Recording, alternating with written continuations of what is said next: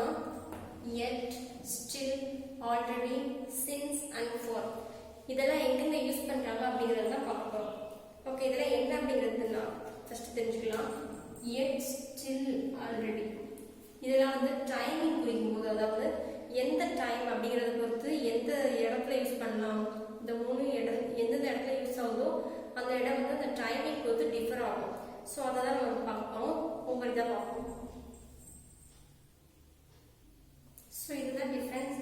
என்ன அப்படின்னு பார்த்தோம்னா, ஸ்டில் எதுக்கு யூஸ் பண்ணாங்கன்னா, இப்போ ஏதோ ஒரு விஷயம், ஏதோ ஒரு ஆக்ஷன் வந்து நடந்துட்டு இருக்குது, அந்த ஆக்ஷன் என்னதுன்னா பாஸ்ட்லேயே தொடங்கிடுச்சு. ஸோ நவ் ப்ரெசென்ட்ங்கிறத நான் என்ன சொல்றேன்னா நவ். இப்போ வந்து மணி வந்து 9 o'clock அப்படின்னு வச்சுக்கணும். ஓகே, ஸோ 9 o'clock வச்சுக்கிட்டோம்னா எனக்கு வந்து ஏற்கனவே தொடங்கிடுச்சு. ஸோ எப்போ தொடங்கிடுச்சுன்னா தெரியாது, பாஸ்ட்ல எப்போவோ தொடங்கிடுச்சு, but still going on.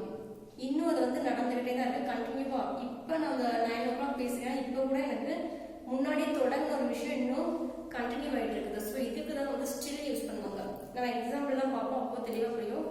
Next என்னன்னா எட். ஸோ இது எதுக்கு யூஸ் பண்ணுவாங்கன்னா, இப்போ நம்ம ஒரு விஷயம் நவ் அப்படின்னு தான் சொன்னேன், இப்போ தான் 9 o'clock. ஓகே, ஸோ இப்போ நான் வந்து இந்த டைம்ல ஏதோ ஒரு டைம்ல வந்து நடக்கணும்னு நினைச்சிருந்திருப்பேன். ஸோ இப்போ வந்து நான் ஒரு 8 o'clock வந்து நீ முடிச்சிருக்கணும் அப்படின்னு நினைச்சிருப்பேன். 8 o'clock வந்து ஒரு அசைன்மெண்ட் ஏதாவது கொடுத்துருக்கேன்னா ஸோ முடிச்சிருக்கணும்னு நினைச்சா, ஸோ அந்த நான் எக்ஸ்பெக்ட் பண்ண டைம்ல வந்து முடிக்காம இருப்பேன். ஸோ நான் இப்போ 9 o'clock வரையும் கூட முடிக்காம இருக்குது.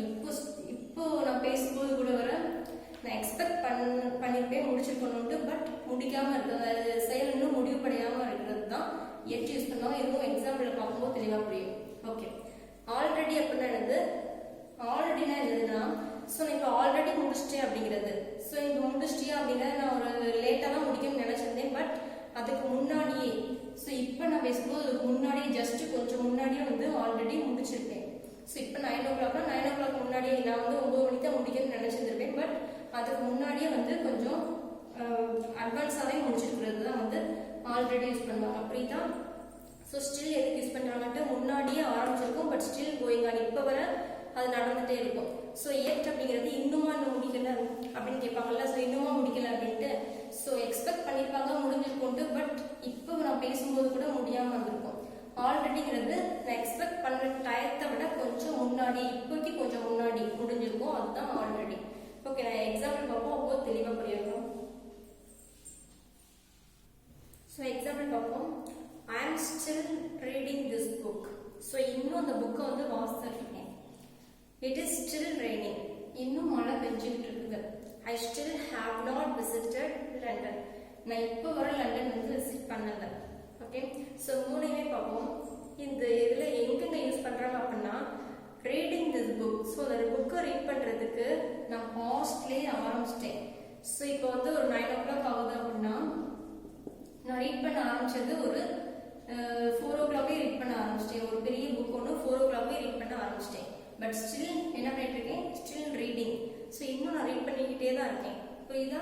ஸோ முன்னாடியே ஆரம்பிச்சிருச்சு, ஆனால் இப்போ 9 o'clock அப்படின்னா இப்போயும் நான் வந்து ரீட் பண்ணிக்கிட்டு தான் இருக்கேன். புரிஞ்சிச்சா? ஸோ பாஸ்ட்ல தொடங்கின ஒன்று இப்போ கூட கண்டினியூ ஆகிட்டே இருக்கிறதுக்கு யூஸ் பண்ணுவாங்க. So next it is still raining. So இன்னமும் மழை பெஞ்சிட்டு இருக்கு. ஸோ மழை பெய்ய ஸ்டார்ட் ஆனது முன்னாடி எப்போவோ ஸ்டார்ட் ஆகிருக்கலாம், எப்போ ஸ்டார்ட் ஆச்சுன்னா தெரியாது, பட் ஸ்டில் இப்போயும் வந்து அந்த ப்ராசஸ் வந்து போயிட்டே தான் இருக்குது, மழை பெஞ்சிக்கிட்டே தான் இருக்குது, இன்னும் கண்டினியூவாக மழை பெஞ்சிட்டு இருக்குது. ஓகே, ஸோ இந்த ரெண்டு இது ஒரே ரீசனுக்கு தான் யூஸ் பண்ணுறாங்க. பாஸ்ட்லே ஆரம்பிச்சிருந்திருக்கும், இப்போ நான் பேசும்போதும் அது கண்டினியூ ஆகிட்டு இருக்கும். ஓகே, ஸோ நெக்ஸ்ட் எதுக்கு யூஸ் பண்ணுறாங்கன்னு பார்ப்போம். I still have not visited London. So London past ஒரு போன வருஷம் வச்சுருக்கோம், அதுதான் பாஸ்ட். ஸோ போன வருஷத்துலேருந்து இப்போ வர, ஸோ முன்னாடியிலேருந்து இப்போ நான் இருக்கேன் இல்லையா. ஸோ இப்போ நான் பேசும்போது இப்போ வர நான் வந்து லண்டன் வந்து விசிட் பண்ணலை, பட் எனக்கு வந்து பாசிபிலிட்டி இருக்குது இனிமேல் விசிட் பண்ணுறதுக்கு. புரியுதா? ஸோ இப்போ வர நான் பேசும்போது ஸ்டில் இப்போ வர பேசும்போது லண்டன்கிறத விசிட் பண்ணலை, பட் ஃபியூச்சரில் வந்து விசிட் பண்ணுறதுக்கு சான்சஸ் இருக்குது, பட் நான் இப்போ பேசுகிறேன். இந்த டைம்ல பேசும்போது ஐ still have not visited London. So இந்த டைம் வரை நான் விசிட் பண்ணல, பட் ஃபியூச்சர்ல விசிட் பண்றதுக்கான பாசிபிலிட்டிஸ் அண்ட் சான்ஸ் வந்து இருக்குது அப்படிங்கிறத தான் சொல்றாங்க. ஸோ எதுக்கு யூஸ் பண்றாங்க ஸ்டில் அப்படிங்கிறது புரியுதா? ஸோ நெக்ஸ்ட் வந்து எட் எதுக்கு யூஸ் பண்றாங்க அப்படிங்கிறத பார்ப்போம். ஸோ இப்போ எட் எங்க யூஸ் பண்றாங்க பார்ப்போம். ஸோ இதில் I have not get my book yet. He has not met her yet. Haven't you seen the movie yet? So இதிலெல்லாம் பார்த்தோம் அப்படின்னா yet வந்து எதுக்கு யூஸ் பண்ணுறாங்க அப்படின்னா ஒரு நெகட்டிவான ஒரு சென்டென்ஸ் வந்து எப்பயுமே நெகட்டிவான ஒரு சென்டென்ஸ் நீ இன்னுமா அந்த மூவியை பார்க்கல, ஸோ இன்னுமா பார்க்கல, அதாவது நான் வந்து நீ ஏற்கனவே பார்த்துருப்பேன்னு நினச்சேன், ஸோ இப்போ வரை நீ வந்து பார்க்காம இருக்கிற. ஸோ அதை மாதிரி ஒரு புக்கு ஏதோ ஒன்று யார்கிட்டயும் நம்ம கொடுத்துருக்கோம், ரைட்? ஸோ நான் வந்து ஒரு 8 o'clock அந்த புக்கு எனக்கு வேணும்னு நினச்சிருக்கேன். இப்போ வந்து 8 o'clock, இப்போ நான் அந்த புக்கு எனக்கு வேணும்னு நினச்சிருக்கேன், பட் எனக்கு இன்னுமே கிடைக்கல. ஸோ இன்னும் நான் முன்னாடியே வந்திருக்கும்னு நினச்சேன், இந்த புக்கை நீ கொடுத்துருவேன்ட்டு. ஸோ இன்னும் கூட எனக்கு அந்த புக்கு என் கையில் வந்து சேரலை. ஸோ அடுத்து he has not met her yet. அவன் வந்து இன்னுமே அவளை வந்து மீட் பண்ணாமே இருக்கான். ஸோ மீட் பண்ணிருப்பேன்னு நினச்சிருக்கேன். ஸோ எக்ஸ்பெக்ட் பண்ணேன் நீ மீட் பண்ணிருப்பேன்ட்டு, பட் என்ன பண்ணல, மீட் பண்ணலை. ஸோ எக்ஸ்பெக்ட் பண்ணுறாங்க, இப்போ நடந்துருக்கு, பட் என்ன ஆயிடுச்சு, நடக்காமல் இருக்குது இல்லையா? ஸோ இதுக்கு தான் வந்து yet யூஸ் பண்ணுறாங்க. I have not get my book yet. இன்னுமே புக்கை வந்து கெட் பண்ணல. He has not met her yet. இன்னுமே அவளை மீட் பண்ணலை. ஸோ எக்ஸ்பெக்ட் பண்ணியிருக்காங்க, மீட் பண்ணியிருப்பாங்க, அந்த புக்கை வாங்கிடுவாங்க அப்படின்ட்டு, பட் அதெல்லாம் நடக்கலை. அதுக்கு தான் வந்து இப்போ நான் பேசும்போது எனக்கு நடக்கலை. ஸோ அதுக்கு தான் yet, இப்போ வர நடக்கலை அப்படின்ட்டு. have not, இது வந்து நம்ம வந்து கொஸ்டின் கேட்குறோம், have not you seen that movie yet? So இன்னும் கூடவா அந்த மூவி இன்னும் அந்த மூவி இன்னும் பார்க்கவே இல்லையா? have not you been to London? So லண்டனுக்கு இன்னுமா நீ போகாமல் இருக்க? ஸோ போன இதில் நம்ம பார்த்தோம் இல்லையா, நான் இன்னும் போகலை, பட் நான் போவேன்ட்டு எனக்கு பாசிபிலிட்டி இருக்குது அப்படின்ட்டு. ஸோ இதுக்கும் பாசிபிலிட்டி இருக்குது, பட் அவன் வந்து நெகட்டிவாக இன்னுமா நீ போகலை, நான் எப்படி போயிருப்பேன்னு நினச்சேன், இன்னுமா போகலை அப்படின்னு கேட்பாங்க இல்லையா? ஸோ அதுக்கு இந்த yet யூஸ் பண்ணுவாங்க. ஸோ நம்ம எல்லாத்தையும் ஒரே சென்டென்ஸ் வச்சு கடைசி பார்ப்போம், அப்போது தெளிவாக புரியும். yet எதுக்கு யூஸ் பண்ணுறான்னு பார்த்துக்கோங்க. எப்பயுமே கொஞ்சம் நெகட்டிவான சென்டென்ஸ்க்கு கொஸ்டின் கேட்கறதுக்கு இந்த மாதிரி அதுக்கெல்லாம் வந்து yet யூஸ் பண்ணுவாங்க. ஏதோ ஒன்று நடக்கணும்னு எக்ஸ்பெக்ட் பண்ணியிருப்போம் அந்த டைமில், பட் இன்னும் கூட நடக்காமல், இந்த டைம் now அப்படிங்கிறத வச்சு பேசும்போது, இப்போ வச்சு பேசும்போது கூட நடக்காமல் இருக்கும்ல, எக்ஸ்பெக்ட் பண்ணியுமே அதை வந்து yet அப்படிங்கிறத வச்சு யூஸ் பண்ணுவாங்க. ஸோ நெக்ஸ்ட் வந்து ஆல்ரெடி எங்கே யூஸ் பண்ணுறாங்கிறது பார்ப்போம். ஸோ நெக்ஸ்ட் என்னன்னா ஆல்ரெடி எங்கே யூஸ் பண்ணுறாங்க பார்ப்போம். She has finished her homework already. Have you both already met? It's 10 o'clock already. So already எங்கே யூஸ் பண்ணுறாங்க அப்படின்னு பார்த்தோம்னா, இப்போ நான் இந்த நேரத்தில் now அப்படிங்கிறது பேசுகிறேன் இல்லையா? ஸோ அதுக்கு கொஞ்சம் முன்னாடி தான் வந்து முடிஞ்சிருக்கும். ஸோ இது yet அப்படிங்கிறதுக்கும் ஆல்ரெடியும் கிட்டத்தட்ட ஒன்று தான். ஆனால் yet அப்படின்னா நெகட்டிவாக தான் யூஸ் பண்ணுவாங்க, இன்னும் கூடவா முடியலை அப்படின்ட்டு. ஸோ எக்ஸ்பெக்ட் பண்ணப்போ முடியாமல் இருக்கும். ஆல்ரெடி அப்படிங்கிறது எக்ஸ்பெக்ட் பண்ணி, இப்போ நான் 9 o'clock எனக்கு புக்கு வேணும்னு நினச்சேன்னா அதுக்கு முன்னாடியே எனக்கு கிடச்சிருக்கும். இப்போ தான் 9 o'clock அப்படின்னா ஸோ அதுக்கு ஜஸ்ட் கொஞ்சம் முன்னாடியே வந்து ஆல்ரெடி கிடச்சிருக்கும் அந்த புக் எனக்கு. ஸோ எக்ஸ்பெக்ட் பண்ணுறதை விட கொஞ்சம் முன்னாடி நடந்துக்கிறது தான் ஆல்ரெடி. புரியுதா? She has finished her homework already. So ஏற்கனவே ஹோம்ஒர்க் வந்து முடிச்சிட்டா. Have you both met? already met, அதாவது ரெண்டு பேரும் ஏற்கனவே இதுக்கு முன்னாடி ஏற்கனவே ரெண்டு பேரும் மீட் பண்ணியிருக்கீங்களா அப்படின்னு கேட்குறது, ரைட்? ஸோ இந்த மாதிரி இடத்துல ஆல்ரெடி யூஸ் பண்ணுவாங்க. இட்ஸ் 10 o'clock ஆல்ரெடி, ஏற்கனவே 10 மணி ஆயிடுச்சு, இப்பயே 10 மணி ஆயிடுச்சு அப்படின்னு சொல்லுவாங்க இல்லையா? ஸோ இட்ஸ் 10 o'clock ஆல்ரெடி, இந்த மாதிரி இடத்துல யூஸ் பண்ணுவாங்க. ஸோ இந்த இதில் நம்ம எக்ஸ்பெக்ட் பண்ணதை விட கொஞ்சம் முன்னாடி அந்த விஷயம் நடந்திருந்ததுன்னா அதுக்கும் ஆல்ரெடி யூஸ் பண்ணுவாங்க. ஸோ புரியுதா? ஸோ இப்போ எல்லாத்தையுமே இந்த ஒரே சென்டென்ஸ் வச்சு கொஞ்சம் பார்ப்போம், அப்போ கொஞ்சம் இன்னும் கொஞ்சம் நல்லா புரியும். ஸோ இது வந்து எல்லா இதையும் ஒரே இதில் இருக்கிற மாதிரி நான் கொடுத்துருக்கேன். I'm still waiting for him. So என்ன அர்த்தம்? ஐம் ஸ்டில், இப்போ வர வந்து வெயிட் பண்ணிக்கிட்டு இருக்கேன். I'm still waiting for him but he has not come yet. இப்போ வர கூட வரல. ஸோ இது ரெண்டையுமே நம்ம பார்த்தோம் அப்படின்னா கிட்டத்தட்ட ஒரே மாதிரி தான் இருக்குது. ஸோ இப்போ வர இந்த டைமில் சொல்கிறாங்க ஸ்டில் வெயிட்டிங். ஸோ என்ன அர்த்தம்? முன்னாடியே வெயிட் பண்ண ஆரம்பிச்சிருக்கோம், பாஸ்ட்லேயே ஆரம்பிச்சிருக்கோம், பட் ஸ்டில் வந்து அது போயிட்டே தான் இருக்கும். ஓகே, ஸோ அதுக்காக ஸ்டில் யூஸ் பண்ணுறாங்க. But he has not come yet. So அவன் வருவான்ட்டு எதிர்பார்த்தது, எக்ஸ்பெக்ட் பண்ணது, பட் அவன் வந்து வரல, ரைட்? ஓகே, இங்கே we still don't know who will be the winner. நம்ம ஏற்கனவே யார் வின்னர்னு சொல்லிட்டு தெரியணும்னு சொல்லிட்டு நினச்சிட்டே இருந்திருக்கோம் பாஸ்ட்ல இருந்தே, பட் ஸ்டில் இப்போ வர கூட we don't know who will be the winner. யார் வந்து வின்னர்ங்கிறது இப்போ வர எனக்கு வந்து தெரியாது. ஸோ முன்னாடி இருந்தே யாருன்னு சொல்லிட்டு ஆராய்ச்சி பண்ணிட்டே இருக்காங்க. ஸோ பட் இப்போ வர தெரிய மாட்டேங்குது. they have not told us yet. அவங்க சொல்லுவாங்கன்னு நாங்கள் எதிர்பார்த்ததை எக்ஸ்பெக்ட் பண்ணோம், பட் அவங்க என்ன பண்ணல, they have not told us yet. இப்போ வர வந்து அனௌன்ஸ்மெண்ட் எதுவும் வரல. இப்போ வர எதுவுமே அவங்க சொல்லலை. they have not announced yet அப்படின்னு போடலாம். Okay, so next it's almost 10 o'clock, she has not called me yet. so it's almost 10 o'clock, 10 o'clock ஆகுது, but and she has not called me yet. so அதுக்கு முன்னாடி கால் பண்ணணும்னு நினைச்சது, இப்பவே 10 o'clock ஆயிடுச்சு, இன்னும் அவ கால் பண்ணல. எக்ஸ்பெக்ட் பண்ணேன் கால் பண்ணுவான்ட்டு, பட் கால் பண்ணல. ஓகே, ஸோ இங்க நான் சொல்லியிருந்தேன் இட்ஸ் ஆல்ரெடி 10 o'clock, ஏற்கனவே 10 o'clock ஆயிடுச்சு. I don't think she will call you. புரியுதா என்ன எப்படி யூஸ் பண்றீங்கிறது?